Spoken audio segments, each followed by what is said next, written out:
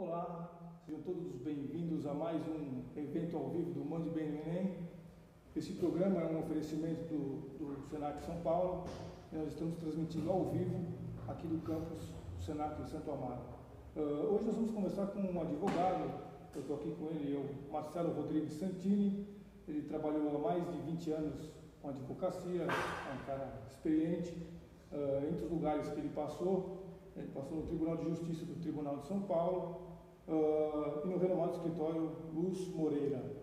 Santini, obrigado por você estar com a gente hoje. Eu que agradeço. E, bom, acho que a pergunta que não quer calar, acho que todo estudante que vai escolher uma faculdade, o que eu vou fazer da vida? O que eu vou prestar? Por que eu vou fazer esse curso? A pergunta é, por que você escolheu Direito? Na verdade, Direito não foi minha primeira opção, eu escolhi Engenharia.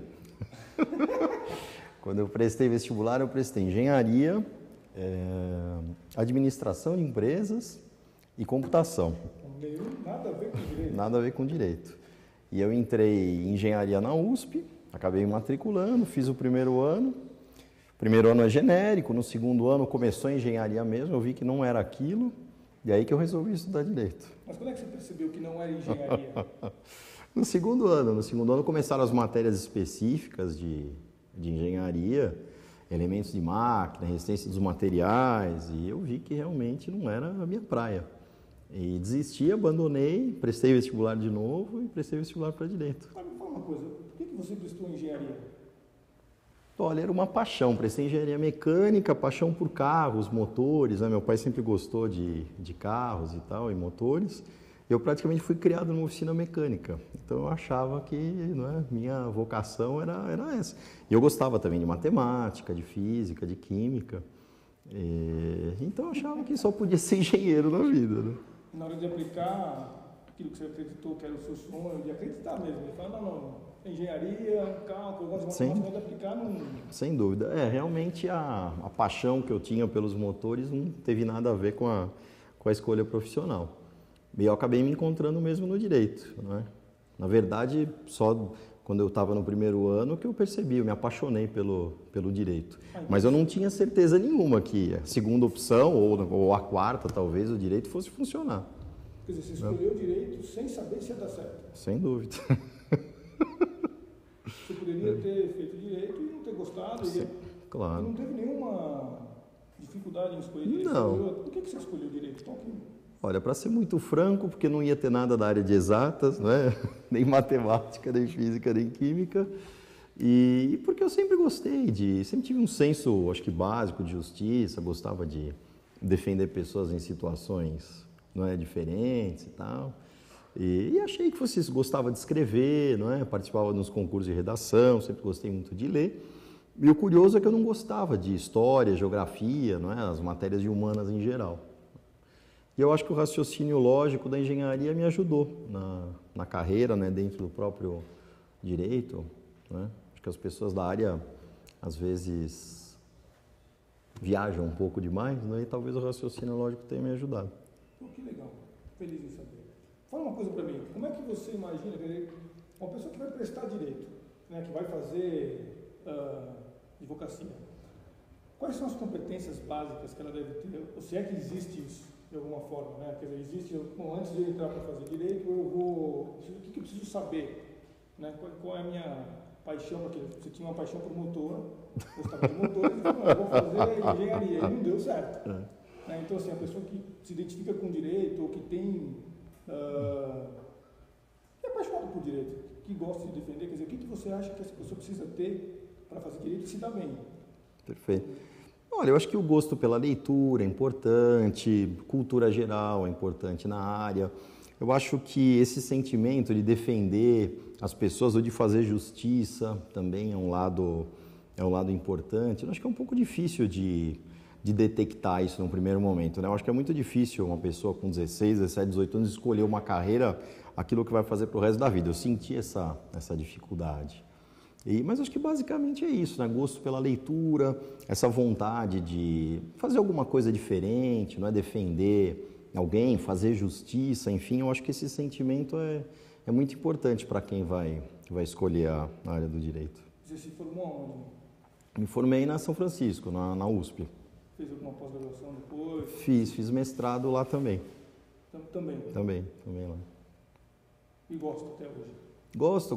Eu tenho paixão pelo direito. Às vezes me decepciono com o resultado das coisas, com o andamento de alguns processos, mas eu posso dizer que eu tenho verdadeira paixão. Acho o direito muito bonito, envolvente, são muitas matérias, o campo é vastíssimo. Hoje, com toda essa evolução da informática, direito do consumidor, né, direito eletrônico, direito urbanístico, tem muitos campos, né, direito internacional, a gente tem um mundo todo conectado hoje. Eu acho um campo muito sedutor. Conta uma coisa pra gente. Quer dizer, você se formou faz 27 anos. 22 anos. Daí, como é que foi? Conta um pouquinho da sua carreira pra gente. Sim. Eu fiz estágio desde o primeiro ano da faculdade e tive uma pessoa que apostou em mim, era um amigo da família. No 5º ano eu já fui contratado por um outro escritório de advocacia e logo que eu terminei o curso eu fui chamado para exercer um cargo no Tribunal de Justiça de assistente jurídico, que era assessorar, na época, um juiz de alçada, né? Hoje os tribunais de alçada foram extintos, só tem o Tribunal de Justiça, então seria um assessor de um desembargador no trabalho que eu fazia. Isso foi muito bom, foi uma experiência muito enriquecedora, né? Trabalhar dentro do Poder Judiciário, junto diretamente com o juiz que me ensinou a trabalhar, né? Desde do beabá, ajudando a julgar os processos, preparando o voto. Foi uma vivência muito importante, muito bacana que eu tive. Depois, quando eu saí do tribunal, eu montei um escritório meu, fiquei alguns anos advogando com esse escritório, e depois saí para chefiar um escritório que pode-se dizer um grande escritório de advocacia, né? Onde eu fiquei até 3 anos atrás, e aí montei uma consultoria. Hoje eu faço uma consultoria jurídica para alguns escritórios e alguns clientes. Qual é a parte que você mais gosta no direito? Olha, eu gosto muito da pesquisa, eu gosto muito do contato com as pessoas, de assumir a defesa de um interesse de alguém, né? Eu me preocupo bastante com a parte ética, né? Eu costumo não defender pessoas com causas em que eu não acredito. E eu acho esse relacionamento cliente-advogado muito importante, não é? Você se sentir à vontade para defender uma pessoa.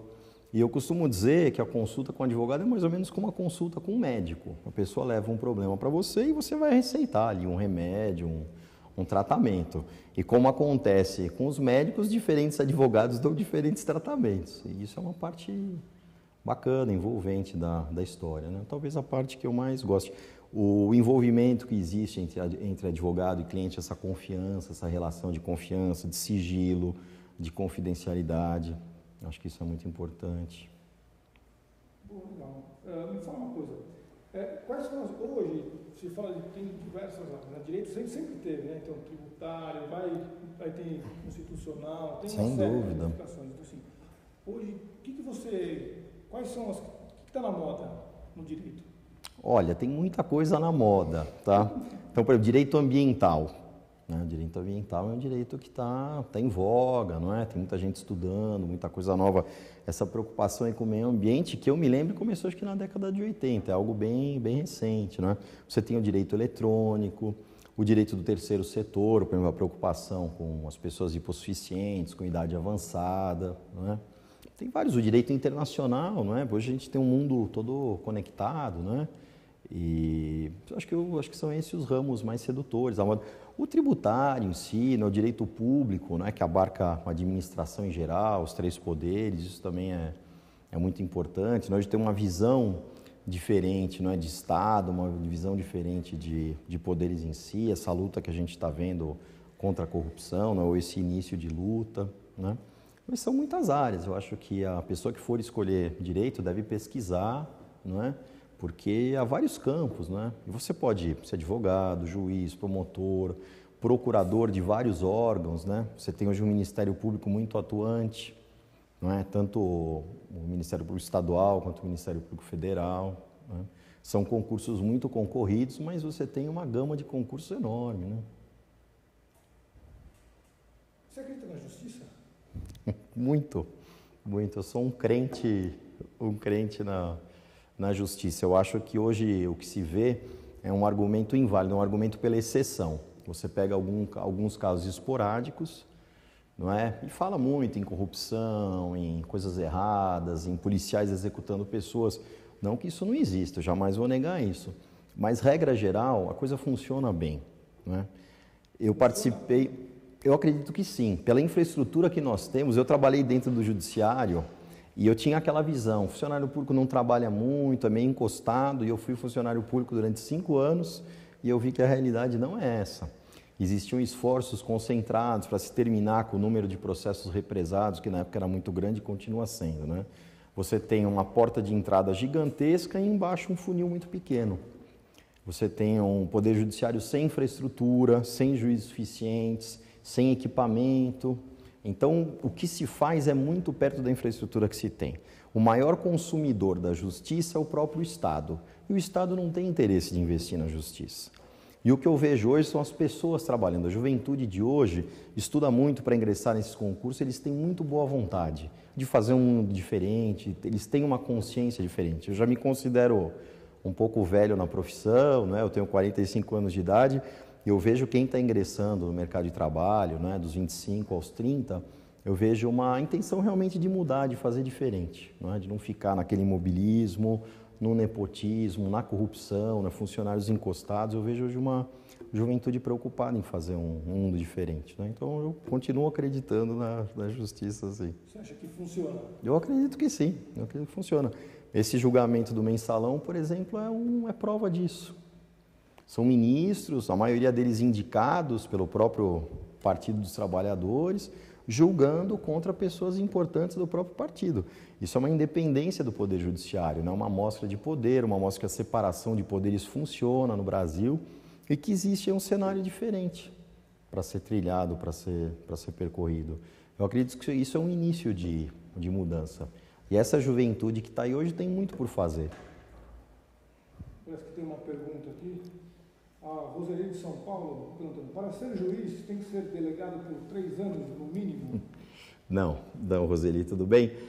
Para ser juiz você precisa, salvo engano, de uma experiência mínima, 2, 3, talvez 5 anos, numa carreira jurídica, mas não necessariamente de delegado. Você pode advogar durante um tempo, ter uma carreira privativa de quem fez direito, mas não necessariamente de delegado. Né? Não precisa. Faz um concurso. Não precisa. Alguns concursos eles estabelecem um prazo mínimo de experiência, né? E os concursos variam. Que tipo de experiência é essa? Talvez exista algum concurso, eu desconheço, que peça, não é, um exercício de 2 anos, por exemplo, como delegado. Eu desconheço, eu acho que não.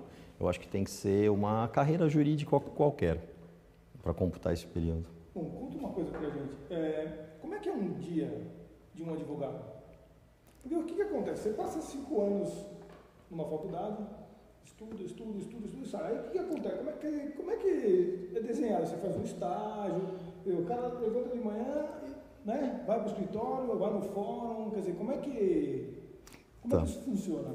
Montagem de um processo, quer dizer, como é que é essa... Com estágio, você vai se adaptando ao mundo do direito. Você vai ao fórum, vê o andamento dos processos. A gente costuma dizer que esquenta a barriga no balcão, arranca os botões do paletó, de tanto tempo ficar debruçado ali, mas é um processo importante para a pessoa saber como funciona, né? Eu corri vários fóruns, eu trabalhei no escritório e um advogado pediu, Marcelo, por favor, olha, vá até Santos, São Vicente e Guarujá. Na volta você aproveite, passe pelo ABC e faça Santo André, São Bernardo e São Caetano. Então, às vezes eu corria 6 fóruns no único dia. Né? E olhando fichas de processo. Naquela época era tudo na base do papel, né? Não tinha nada de eletrônica. Hoje você tem fotografia que tira com o próprio celular ou com máquinas especializadas. Já o acompanhamento do processo mudou muito.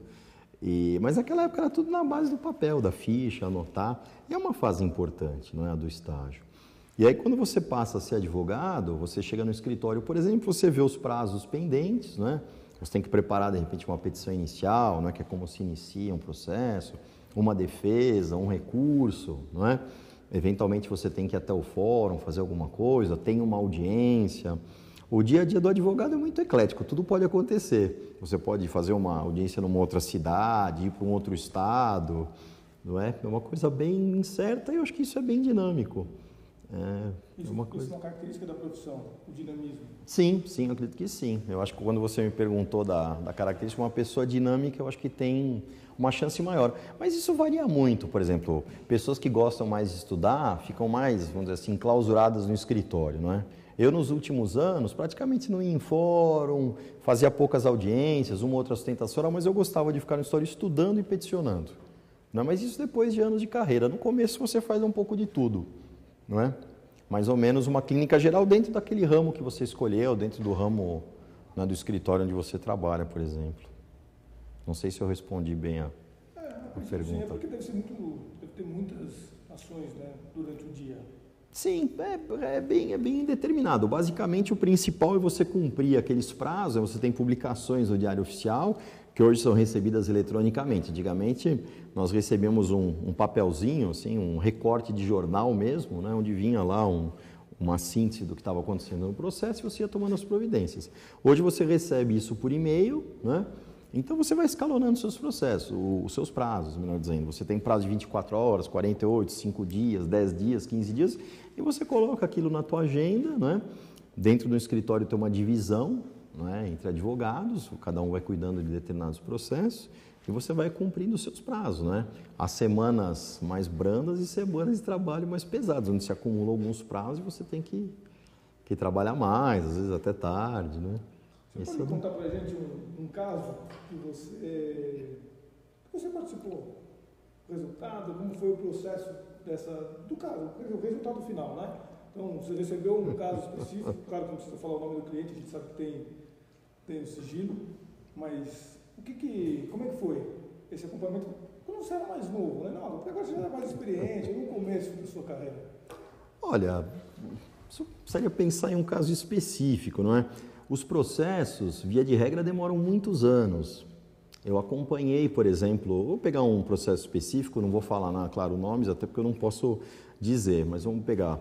Eu comecei a trabalhar dentro do escritório de advocacia em 1986, quando eu estava fazendo o primeiro ano de Direito. Faz aí 26 anos, vamos para... Não existia internet, não existia mouse, não existia CD, não existia nada disso. Não, o mundo da computação estava começando. Eu me lembro porque na engenharia havia um setor dentro da própria escola politécnica, né, onde você rodava os programas e ficava uma tarde toda para rodar um programa. Era aquele sistema de cartões, não é? Linguagem Fortran. E eu até acabei estudando com isso, né? Tinha aula de programação. Mas, enfim, esse processo determinado começou em 1986. Ele existe até hoje, ainda não terminou. É uma ação de desapropriação, né? Acho que eu posso falar genericamente, e uma desapropriação de uma área bem grande. E nós tivemos várias vitórias dentro desse processo e algumas derrotas, né? Então, é comum numa ação de desapropriação você receber um valor inicial, né? E depois de um certo tempo receber o valor maior. E no dia seguinte, nós iríamos receber esse valor maior dessa ação, que era uma área grande, era um valor significativo, e nós fizemos uma festa grande com o cliente, todos os profissionais do escritório, porque nós íamos levantar o dinheiro no dia seguinte. E até várias pessoas acabaram se excedendo, nisso, aquilo, bebedeira, aquela coisa toda e tal. E no dia seguinte, né, um determinado ente aí, estatal ajuizou uma ação e impediu o levantamento do dinheiro, né?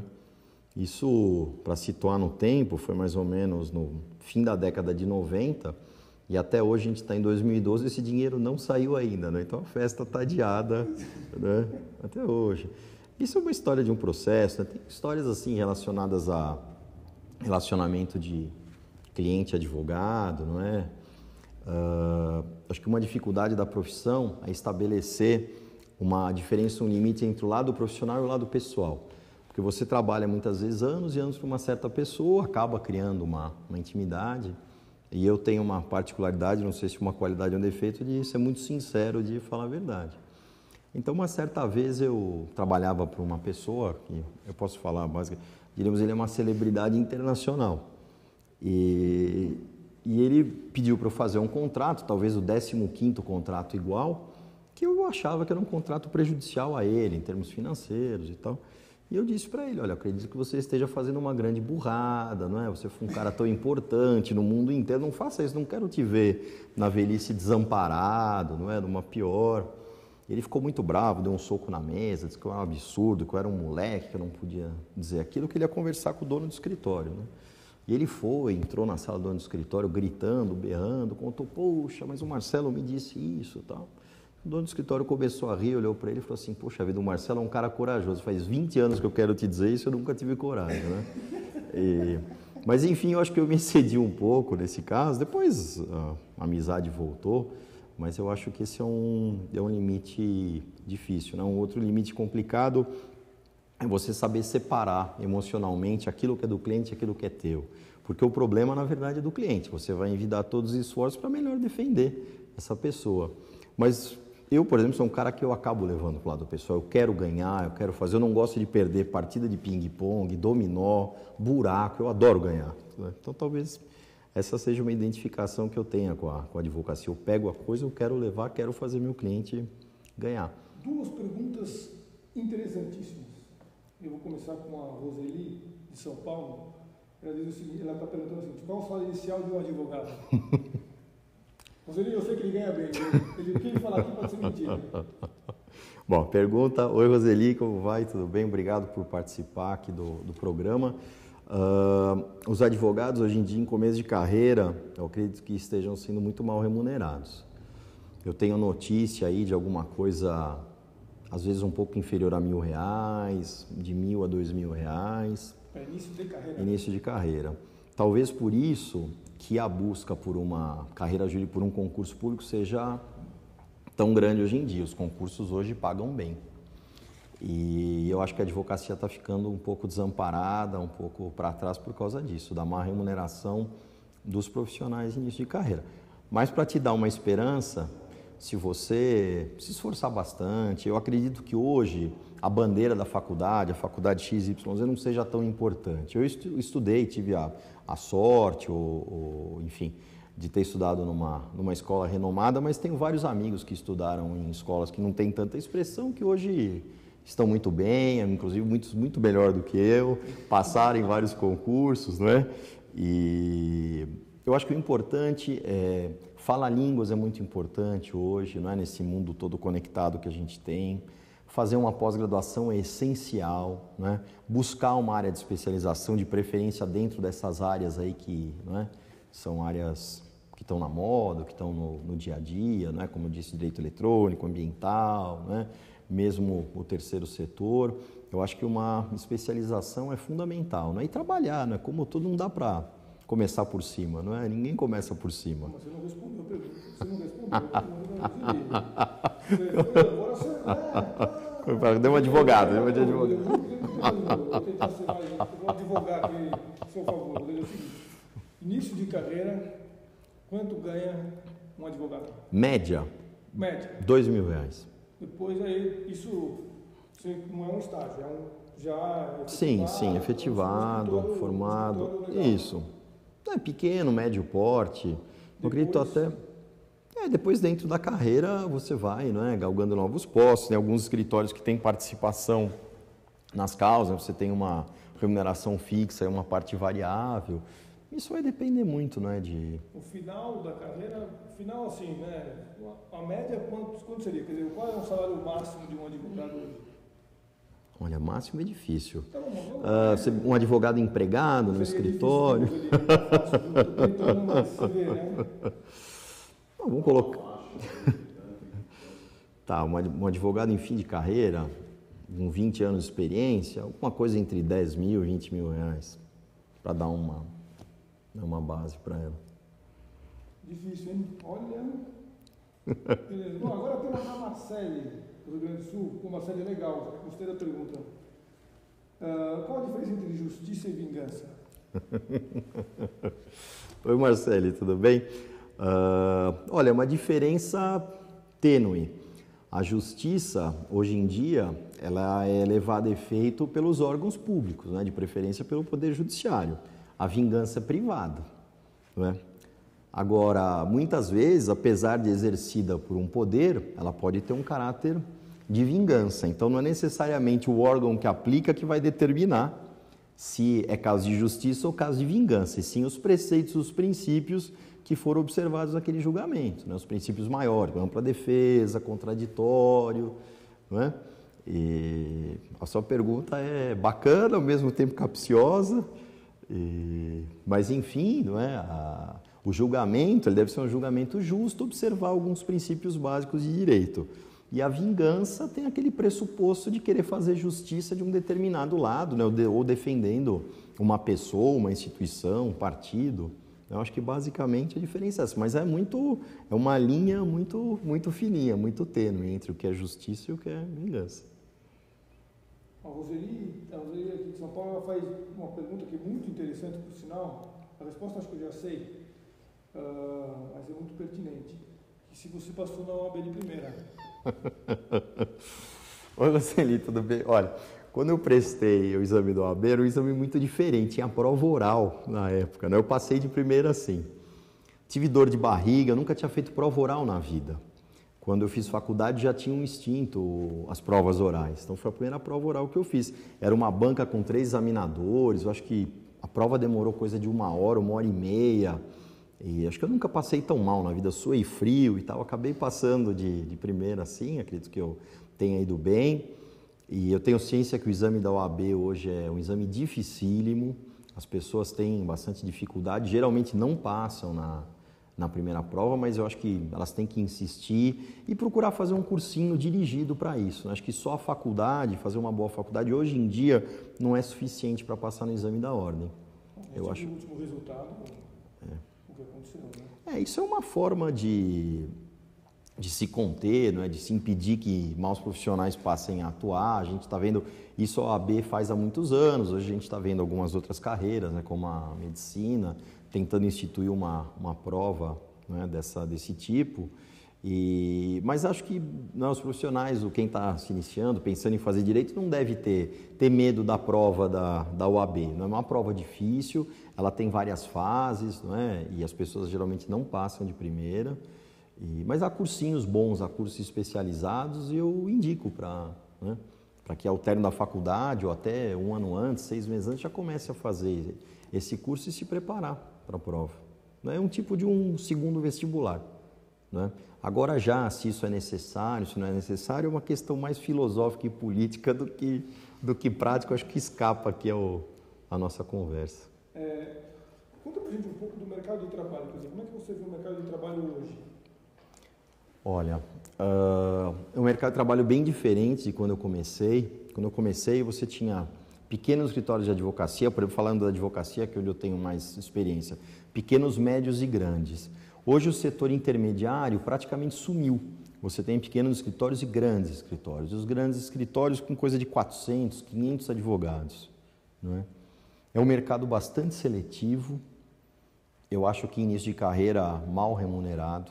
Não é? O que tem afastado as pessoas da advocacia e jogado, vamos dizer assim, as pessoas para os concursos públicos. Mas realmente mudou bastante, assim como o mundo em geral mudou, né? As médias empresas praticamente desapareceram, você tem os grandes conglomerados e as pequenas empresas. E os escritórios de advocacia seguiram mais ou menos o mesmo rumo. Né? E é um mercado de trabalho complicado, difícil, mas também acho que isso não deve desestimular, né, quem realmente gosta, porque além da advocacia existem, como eu disse antes, vários concursos, vários órgãos públicos, que graças a Deus hoje em dia existem concursos para isso, né? Não tem mais indicação, existem cargos, né, chamados cargos em comissão, onde há indicação de pessoas, mas hoje isso é minoria. Ok. O Jefferson Matos, aqui, ele está pedindo para você falar um pouco sobre a prova da OAB, a estrutura, a dificuldade, os conteúdos abordados, quer dizer, como é que é essa prova?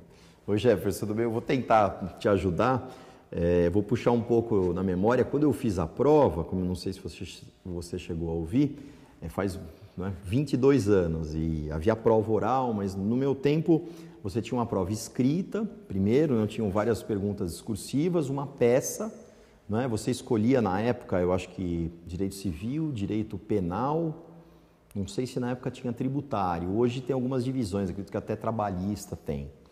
E o que eu sei, não é que eu estou por fora da matéria, mas hoje em dia existe uma primeira fase de testes e depois você passa para uma segunda fase escrita, onde tem uma peça. Não é? Essa primeira, uma peça seria uma petição relacionada, não é, a uma área que você escolher, a sua área de preferência. E o que eu posso falar da primeira fase? Do que eu me lembro, do que eu sei, não é, de conversar com amigos, hoje filhos de amigos, né, que estão prestando. São conhecimentos gerais de diversas matérias. As perguntas eu acho que muitas vezes são capciosas. O aluno, o estudante, precisa ter muita atenção. Eu acho imprescindível um cursinho. Olha, eu não trabalho em cursinho, não sou sócio, não dou aula em cursinho. Mas como essa prova é uma prova muito específica, eu acho que o cursinho é indispensável. Até porque você vai ter contato com essas perguntas, com esses exames. Hoje, pela internet, você consegue essas provas. Mas, por exemplo, uma prática de peças forenses, que são essas petições, Fernando, isso é importante você fazer e ter alguém para corrigi-las. Então, por isso que eu acho que o cursinho é muito importante. Tem mais uma pergunta aqui da Marcela, do Rio Grande do Sul.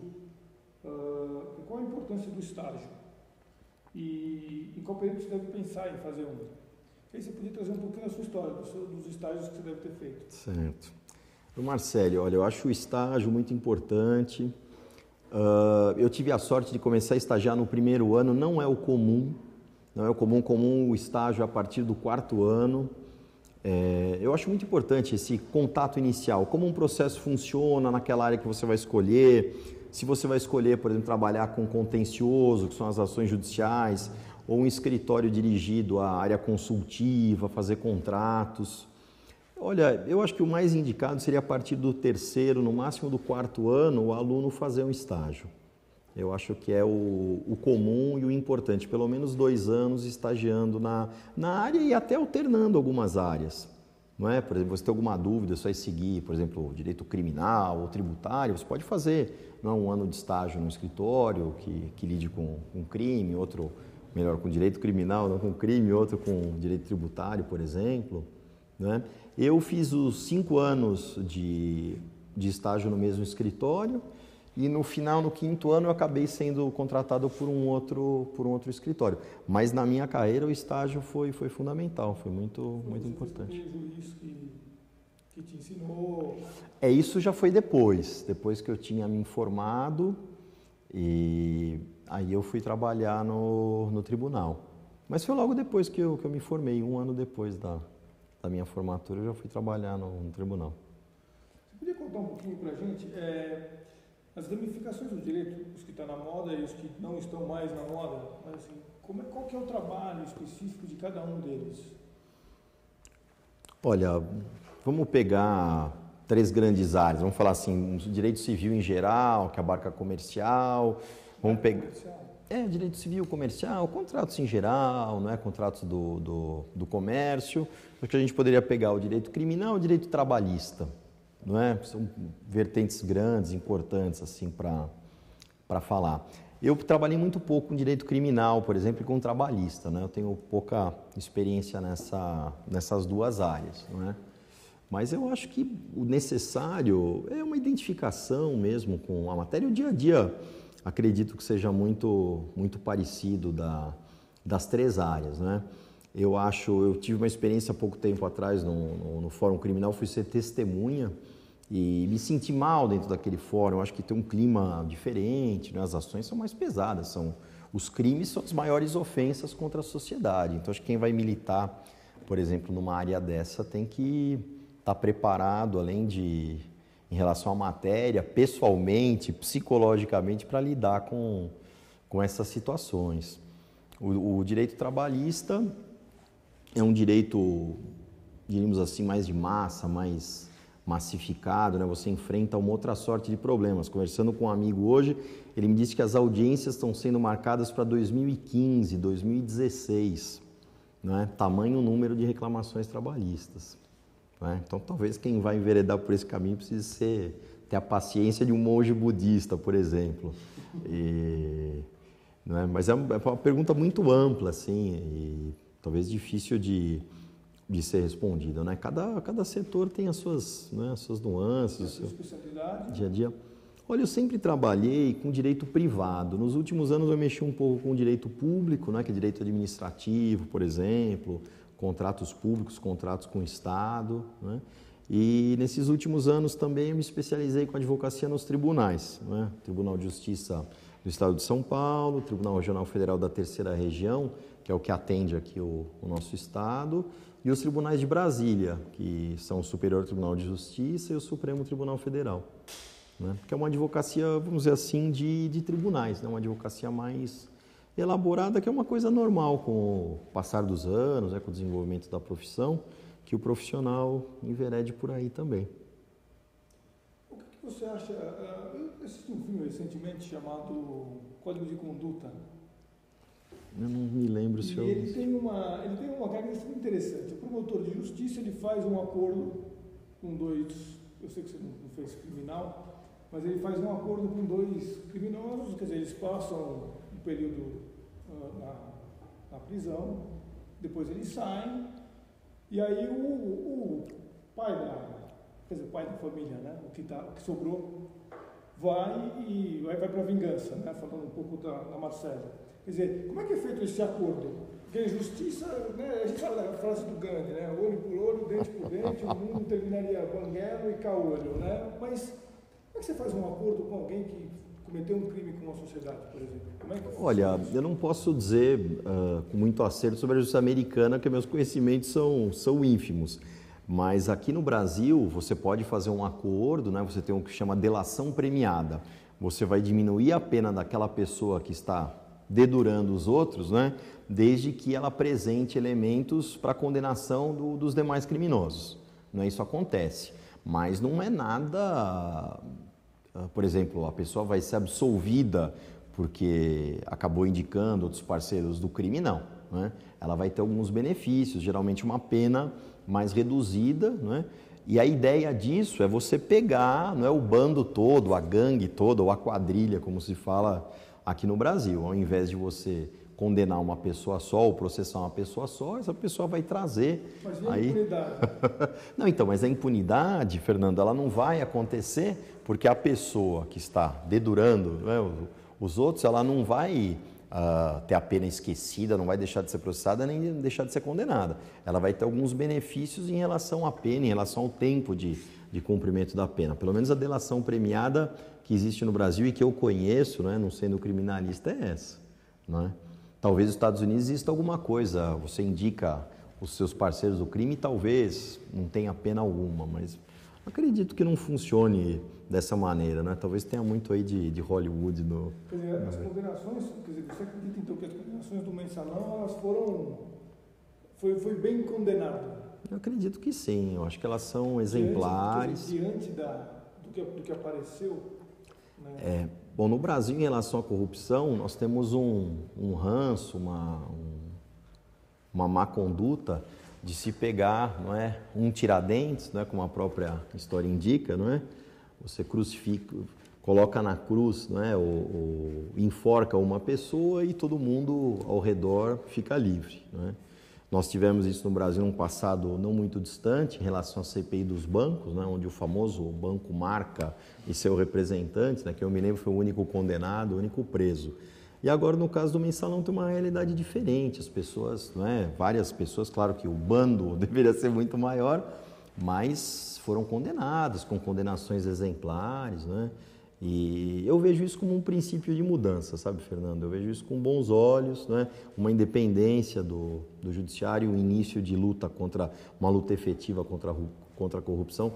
Eu acho que o jovem de hoje está cansado disso, né? Está cansado dessa história e ele quer mudar.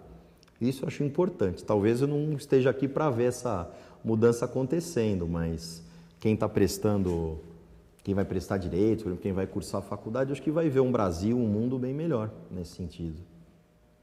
A Roseli está fazendo uma outra pergunta aqui, interessante. Legal, Roseli. Vamos ver se... Eu vou tentar de novo. Pode-se afirmar que o direito criminal dá mais dinheiro? Olha, Roseli, eu não saberia te dizer porque eu nunca fui criminalista. Nós temos alguns criminalistas aí de ponta que ganham bastante dinheiro, mas eu acredito que seja mais ou menos como na Fórmula 1, como no futebol, não é? Quem se destaca muito nas áreas, não é? Acaba tendo uma remuneração maior. Mas existe realmente essa ideia de que um criminalista ganha muito, não é? E não vou citar nomes que seria antiético, mas geralmente as grandes causas, não é, são defendidas pelos mesmos escritórios, pelos mesmos advogados.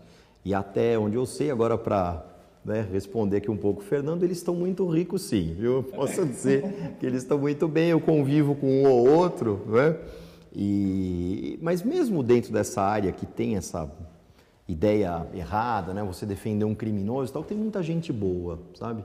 Eu não posso falar em nomes aqui, mas tem um dos candidatos aí à presidência da OAB, não foi o que ganhou, ele perdeu, é um criminalista de renome, um professor, um sujeito que eu tenho o privilégio de ter um relacionamento pessoal com ele, e é uma pessoa muito bem intencionada, né? Então, dentro dos criminalistas famosos, tem alguns que querem também um mundo diferente, um mundo melhor, e esse também ganha bastante dinheiro, viu? Pode ficar sossegado. Dentro das ramificações do direito, então, o criminal é o que...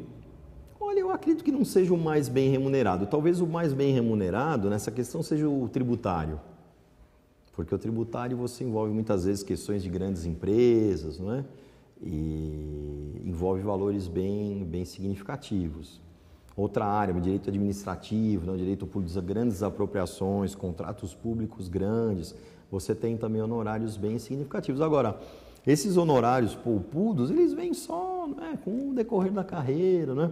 Eu trabalhei com um advogado que dizia o seguinte, Fernando, a advocacia é como um garimpo, você fica lá com a picareta e tal, pode ser que você passe a vida toda só pegando, né, uns filetezinhos de ouro e você pode encontrar uma pepita, não é? Grande, mas sem muito suor, muito trabalho, eu acho que não tem área nenhuma onde você vá vingar sem esse requisito. Então, quer dizer, das três das ramificações, criminal, tributário e administrativo, seriam os mais... Sim, eu creio que sim. Então, para você que vai prestar direito, três áreas. Direito criminal precisa ter um pouco do psicológico. Direito ambiental também, hoje é uma área que você não consegue construir hoje, Fernando, um empreendimento por aí sem alguns relatórios, né? EIA, RIMA, não sei nem se as pessoas estão acostumadas com esses nomes, você precisa de um estudo de impacto ambiental para fazer um loteamento, alguma coisa assim. Então, hoje você tem escritórios que lidam com direito ambiental, né? Eu não esqueci de dizer o direito internacional, também é um direito muito importante. Você pode, por exemplo, fazer parte de um grande escritório e trabalhar na China, no Japão, na União Soviética, não existe mais, né? Na Rússia e nas outras repúblicas. Enfim, há áreas aí crescendo bastante. O direito internacional também é uma área importante. Aumentou, então já aumentou, eram 3 e virou 4, é isso? Então, quer dizer, criminal, tributário, administrativo... Internacional, né? E ambiental, mais ou menos. Ambiental, mais ou menos, direito eletrônico também, o direito hoje... Isso é interessante, né? Como é que ficam os direitos autorais agora com a internet? Quer dizer, como é que funciona isso? Olha, isso é um desafio para quem trabalha no mercado, né? Eu não trabalho diretamente. Tenta se criar, Fernando, alguns mecanismos para se conseguir receber, né, os direitos autorais, por exemplo, música, né? O meu filho às vezes me ensina, né, como é que eu baixo algumas músicas na internet. Eu nunca paguei direito autoral, mas eu sei que tem alguns sites onde você pinça ali umas e você paga, né, X reais ou X dólares por música, por baixar algum determinado arquivo. Eu acho que isso é um desafio, né? O mundo eletrônico é um mundo novo, não é? E o direito eletrônico é mais novo ainda.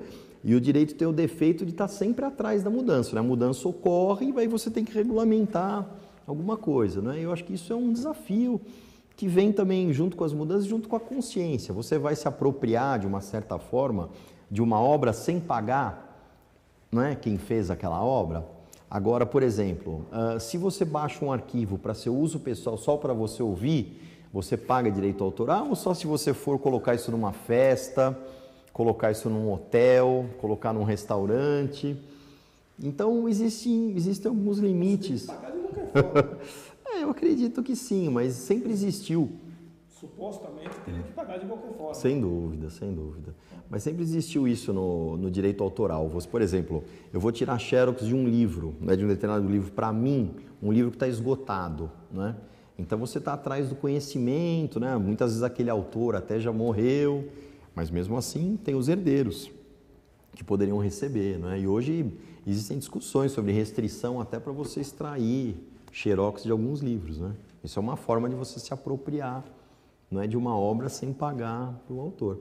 Mas são questões difíceis, né? Difíceis, controvertidas. Isso para quem se interessar, o direito autoral, né? O direito concorrencial, isso tudo eles tratam bastante disso. Isso quer dizer que tem mercado, né? Ah, sem dúvida, sem dúvida. Bom, temos mais uma pergunta aqui, mais algumas. Vamos ver aqui. O Jefferson Matos. Quais os procedimentos para a mobilidade de funções, como promotor, juiz e procurador? Tá. Olha, acredito que não exista mobilidade, né? São concursos específicos, né? Você vai prestar para procurador, para juiz ou para promotor. O que existe, por exemplo, é que um procurador e um promotor, eles podem ingressar num tribunal, seja ele estadual ou federal, pelo quinto constitucional. O quinto constitucional o que é? 1/5 das vagas dos tribunais são ocupados pela classe, né, dos advogados, dos promotores, né, dos procuradores do Estado. Então você pode, por exemplo, seguir uma carreira de promotor, uma carreira de procurador, depois ser indicado para ocupar um cargo no tribunal. Isso é comum, né? Mas só 1/5 das vagas. Tirando o Supremo Tribunal Federal. No caso do Supremo Tribunal Federal, todas as vagas são por indicação, né? Indicação no caso do presidente da República. Mas a rigor não existe comunicação entre as áreas, né? Não existe mobilidade entre as áreas, são concursos específicos. Promotor, juiz e procurador. Isso. Ok. O Alexandre está perguntando para a gente o seguinte. Por que os processos no Brasil demoram tanto tempo? Mesmo você falando que é rápido e eficiente. Alexandre, estou contigo. Faltam advogados? Faltam profissionais experientes? O que poderia ser feito para melhorar essa situação? Pô, Alexandre, bacana a sua pergunta. Daria para a gente ficar aqui conversando horas. Mas eu quero ver a explicação dele. Eu vou ter... Ele está falando que não tem tanto tempo, mas eu quero ouvir, porque ele tentou explicar que funciona bem, mas eu não... Olha, primeiro eu vou me defender. Funciona bem pela estrutura que se tem. Eu estou acusando. Funciona bem pela estrutura que se tem. Mas veja só, como eu disse, o Estado é o maior consumidor dos processos, né? O Estado que desencadeia o maior número de ações judiciais. Obviamente, o Estado não tem interesse de aparelhar um judiciário para dar vazão para tudo isso. Para ele interessa uma boca de entrada desse tamanho, uma saída, um funilzinho. Mas que sentido faz isso? Desse tamanho. Por exemplo, o Estado vai ser condenado em várias ações, tá certo? E vai ter que pagar rapidamente. Então, isso para o Estado não interessa, né? Então, o que eu vejo? Pode-se fazer muita coisa. Hoje em dia está se fazendo. Hoje em dia a gente tem um processo eletrônico, né? Você está acabando com o papel e instituindo um processo, né? Até aqui em São Paulo a gente está caminhando para isso, né? Você tem um processo não materializado em papel, mas sim em um arquivo, né? Isso é uma coisa que está se fazendo. Você tem essas mobilizações, né? Cada juiz, cada desembargador pega um número enorme de processos, leva para casa e trabalha, né? Mas basicamente o que falta é infraestrutura, né? Você ter mais prédios, mais fóruns, mais juízes, mais concursos, mais salas, mais papel. Eu acho que pela infraestrutura que se tem, eu vivi isso dentro do judiciário, a coisa funciona bem, né? E realmente, o processo demora muito, aí eu vou concordar, né, com o Jefferson que está... Alexandre que está perguntando. Nós temos um número excessivo de recursos, muitas instâncias, né? Existe aí um projeto de alteração do Código de Processo Civil para tentar melhorar essa situação. Mas toda vez que você mexe com o sistema recursal, você mexe também com as garantias das pessoas. Por exemplo, duplo grau de jurisdição. Você é julgado por um juiz singular, uma pessoa, e tem direito a ser julgado por um órgão colegiado, alguns juízes reunidos, né? Então, você nunca pode obstar esse direito da parte, né? Então, existe uma linha complicada, né? Você diminui o tempo do processo, mas você diminui também as garantias da pessoa, né? E a possibilidade de um julgamento desfavorável não poder ser revertido. É uma questão delicada, existem esforços para se melhorar isso, o tempo do processo. Recentemente a Constituição foi mudada. Hoje em dia um processo célere, de duração rápida, é preceito constitucional, é garantia constitucional. Garantia de um processo rápido. Agora, é algo que está estampado na Constituição, mas ainda não acontece na prática, né? E eu gostaria muito que os jovens de hoje participassem disso, né? um processo rápido, não é? Eu acho que faltam também um pouco de competência, existe ainda uma mentalidade antiga do advogado recorrer de tudo, os órgãos públicos fazem muito isso, mas já existe um movimento inicial para que isso termine, né? Os próprios órgãos, não vou, quase que eu citei o nome sem querer, mas já existem algumas diretivas dentro desses órgãos dizendo, olha, esse caso aqui que já foi julgado, por exemplo, pelo Supremo Tribunal Federal, nós não vamos recorrer mais. Agora, talvez essa consciência falte para os advogados também. Mas isso é uma lei? Não existe. Não existe. Muitas vezes para se ganhar tempo, os advogados acabam recorrendo, olha, você não vai pagar agora, após o Natal, só vai pagar o ano que vem. Mas eu acho que isso também vem dentro de uma mudança de mentalidade, de uma mudança de consciência. Que eu tenho fé que essa juventude de hoje vai mudar isso. Alexandre respondeu mais ou menos, né? Continua demorando e o processo é lento mesmo. A Roseli está perguntando, eu também queria saber, Roseli, legal. Eu gostaria de saber como funciona a carreira de direito internacional. Tá. Se puder responder em inglês, japonês, italiano, Olha, vamos lá, vou tentar responder, apesar de eu não ter experiência na carreira, eu conheço alguns amigos que seguiram esse ramo, então talvez eu possa falar alguma coisa. Dentro do direito internacional tem duas grandes divisões, internacional privado e público, tá? O privado trata das relações entre particulares, por exemplo, eu sou um brasileiro que tenho propriedades na Itália, só um exemplo bobo. E direito internacional público, que trabalha com a relação entre estados. Por exemplo, existe um grande problema comercial entre Brasil e Estados Unidos, só para dar um exemplo, não é? Então, quem quer trabalhar com isso pode, por exemplo, no lado do direito internacional público, seguir a carreira da diplomacia, né? Instituto Rio Branco, tem um concurso lá dentro, um concurso complicado, não é? Eu tenho alguns amigos que são diplomatas, jovens brilhantes, que falam línguas, que estão lá, eu acho um trabalho maravilhoso para se fazer, principalmente diante desse mundo novo. E você tem direito internacional privado, onde você vai ter que trabalhar num escritório grande que tenha, obviamente, não é, ligações com outros países, né?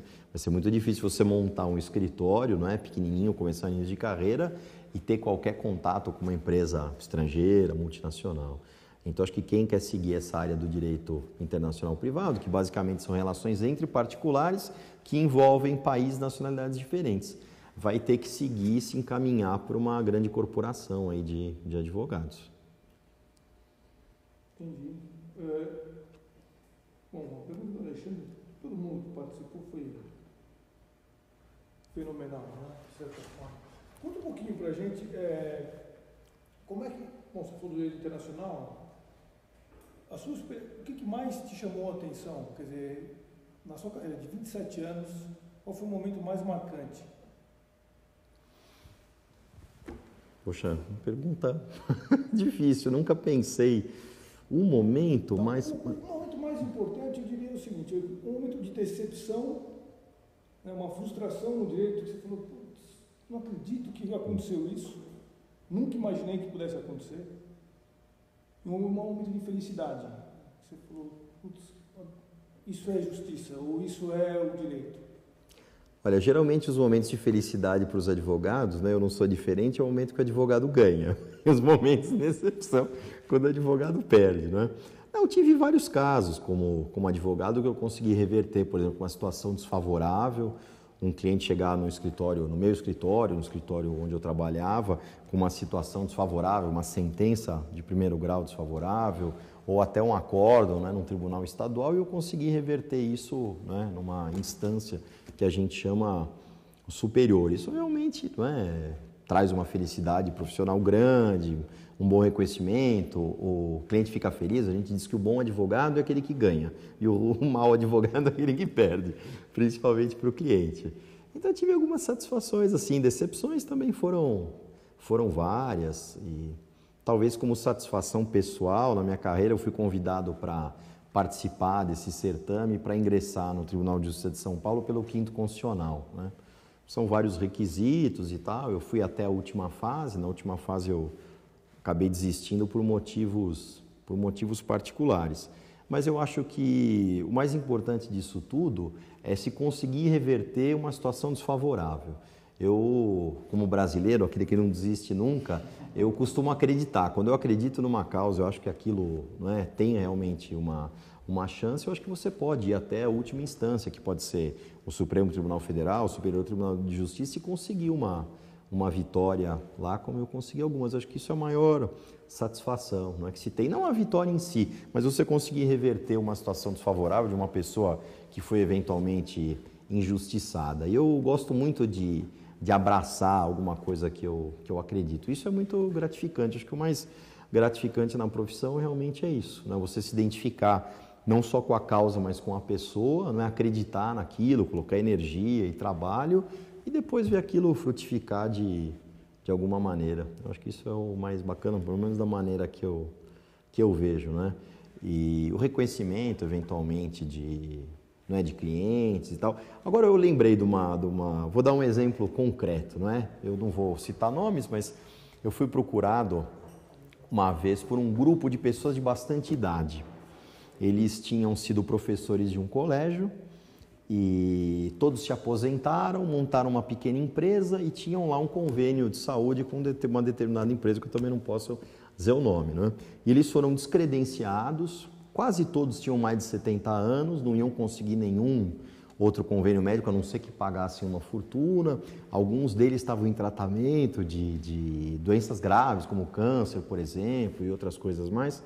E eu ajuizei uma ação, pedi uma liminar para eles serem reintegrados nesse plano, e eu consegui a liminar, depois, não é, ganhamos em primeira instância, em segunda, em terceira, e numa determinada fase, eu não sei se foi na liminar ou na sentença de primeiro grau, eles fizeram uma festa para mim com um bolo, cantaram parabéns, para mim foi a coisa mais emocionante que eu vivi, acho que da minha carreira, pois eu tinha esquecido deles, né? Era um grupo, muitos não estão nem mais aqui, né? Eu estou falando de uma coisa que aconteceu talvez há uns 15 anos, mas foi bem bacana. Que legal. Se você tivesse que dar uma dica, uma direção para os nossos estudantes que querem fazer direito, vão seguir essa carreira, não se esqueçam que eles escolheram engenharia primeiro, o que você falaria? Olha, primeiro que é uma carreira apaixonante, que eu acho que o senso de justiça está em todos os seres humanos, em todos nós. E dentro desse mundo diferente que a gente está vivendo, esse mundo de mudanças, o direito é muito importante, né? Em qualquer lado que você escolha, seja advocacia, seja promotoria, seja como juiz, você vai poder fazer uma coisa diferente, né? Eu acho que isso, claro, envolve as outras carreiras. Agora, a justiça é uma coisa muito importante, é um senso geral que todos nós temos, né? Então, em qualquer dessas carreiras que um estudante escolher, ele vai poder fazer isso e ter esse sentimento, né? Eu, como defensor da advocacia, eu tenho um amigo que, também não posso dizer o nome, mas enfim, ele diz que a advocacia é o ápice da carreira jurídica, né? Ele sempre brincava. Por quê? Você defende uma pessoa, você defende uma tese. Eu acho que é o advogado que cria o direito. Você tem uma lei nova, uma situação diferente. Quem leva isso à apreciação de um juiz é um advogado. Ele que dá o primeiro parecer, o primeiro tratamento. O juiz, na verdade, ele vai escolher quem tem razão. Se quem tem razão é A, quem tem razão é B, se de repente A tem um pouquinho de razão e B tem um pouquinho de razão, que a gente chama de ação parcialmente procedente, entre aspas, né? Mas eu acho que isso é muito gratificante, você poder ter uma situação que você defenda, que você leve para um poder público onde vai ser feita justiça e não vingança, não é? E você consiga ver isso dar certo, ver isso funcionar, né? Eu acho que tem muita gente aí, principalmente os jovens, que estão revoltados com esse, não é, mundo de favorecimento, corrupção, ladroagem, etc, etc. E eles podem fazer a diferença dessa maneira, né? Claro, em outras carreiras, mas no direito talvez seja uma coisa que esteja mais na janela, né? Seja mais visível. Legal. Bom, chegou ao final, né? Obrigado, Santini, por ter... Imagina, eu que agradeço. Por ter participado do nosso primeiro programa Guia de Profissões. Queria agradecer a presença de todos vocês que participaram e enviaram suas perguntas. Muito obrigado a todos. A gente se vê amanhã. Obrigado. Obrigado. Até logo, Fernando. Valeu, Santini.